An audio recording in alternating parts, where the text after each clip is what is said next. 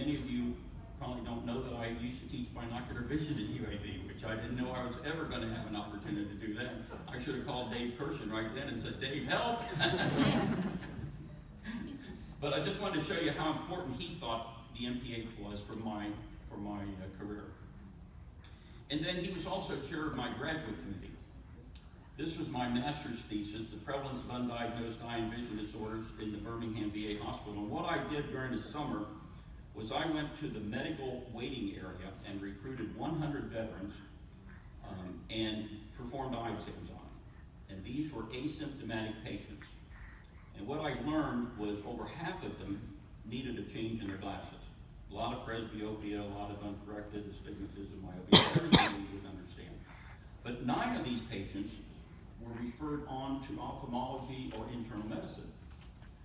And of those 9, 2 were referred for potential glaucoma, and 7 were referred for diabetes, hypertension, thyroid disease, systemic diseases. And so my conclusion was, holy cow, this is a small sample of 100 patients, and we're finding half of them needing glasses, and you know, a significant proportion of undiagnosed hypertension, diabetes, thyroid disease. And so if you project that onto the Birmingham population, you can see that there are thousands of veterans, and if you project it on the U.S. veteran population, there are millions of veterans that need primary eye care. In my study, 83 of these veterans had a valid Alabama driver's license, and 3 of them couldn't pass the visual acuity test.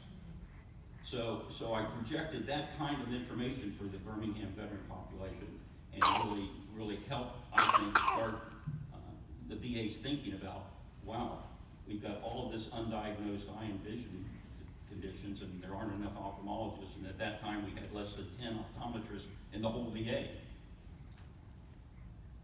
I think that this study could be duplicated now for the federally qualified health centers. Jackie Davis, I'm looking at you.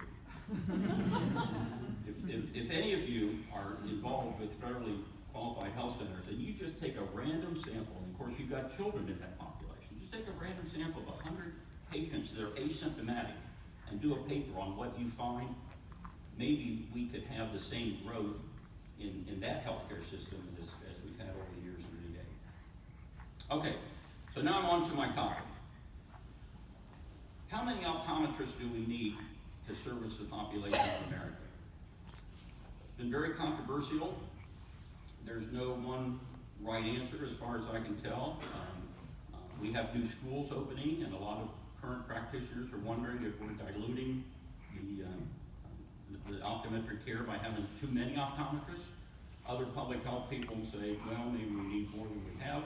So this Peters Memorial Lecture gave me an opportunity to research this data on the healthcare needs of the U.S. population for optometry. So that's the title of my talk.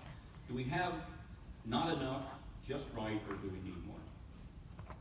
We have to go back to Henry Hofstadter. How many of you knew Henry Hofstadter? What a wonderful, wonderful man. And you may remember him at the Los Angeles College of Optometry, or you may remember him at the Indiana University School of Optometry as their founding dean. Or you may remember him from the international optometry work that he did. He was a past president of the AAO back in 1963. And he also wrote this wonderful book called Optometry, Professional, Economic, and Legal Aspects, in which he was the first one that I could find that really put down the ratios of OD to population ratios. And here's what he reported in 1948. In 1920, there were 16 optometrists per 100,000 population. You can see the U.S. population ratio and per 100,000. 10 years later, there were 14 per 100,000, and 10 years after that, there were 12 per 100,000. So it doesn't look at that time, during the 20s and 30s and 40s, that optometry was growing as a profession. And so Dr. Hofstadter just pointed out these numbers, not saying whether it was too many or not enough or just right, but kind of giving us a baseline. And then I bet a lot of you bought Hirsch and Wick's book, The Optometric Profession, when you were in optometry school. and they brought the data forward, so that in 1966 we now have 10 ODs per 100,000 population. And then Ed Marshall. Ed Marshall wasn't able to be here today, but I know he's a friend and colleague of everyone in this room. Ed Marshall wrote a wonderful chapter in the textbook that he and I co-edited on health manpower. And he brought the data up to date. In 1990, there were 10 per 100,000, and in 2000, there were same amount, 10 per 100,000. So it didn't look like the population and the OD ratio seemed about stable. And then in 2017, the American Optometric Association reported that we had 44,000 licensed optometrists in America, 325 million Americans. So now the OD to per 100,000 is 13 and a half. Make sure my notes keep up with my slides. Now let's assume for a minute that 4% of those 44,000 optometrists retire, and we have another 1,760 new optometrists coming in, and so we kind of have a steady state of the new licensees replacing those retired. This is just an assumption on my part, but I think you can see that with 44,000, if we lose 4%, we gain 4%. Carla, do we have about 1,700 graduates a year from optometry schools? Yeah, that's a good estimate. You know, it's a ballpark, round number. So maybe 44,000 for our current population is right. But then we find out from Optometry Times in July of 2014, according to the AOA's eye care workforce, there appears to be an adequate supply of eye doctors, including projections of new doctors, to meet current and projected demand. So maybe 10 per 100,000 is about right. But oh no. Then there was a study in 2014 by, make sure I have this right, 2016, I'm sorry, National Academies of Sciences, Engineering, and Medicine, that did a OD to population kind of projection and ratios, and we were very, very well represented on this task force. Dr. Sandy Block, Dr. Lori Grover, and Dr. Ed Marshall. And they concluded that as many as 16 million people in the United States have undiagnosed or uncorrected refractive errors that could be fixed with eyeglasses, contact lenses, or surgeries. And then they estimated there was a huge unmet need, where the AOA study said, well, looks like we're about right. So this caused me to think, well, who's correct? Do we need more optometrists, or do we have enough? Do we just need to let status quo, and those retiring will be replaced by new graduates and are going to be okay? Or are we seriously lacking the number of optometrists we need for the population?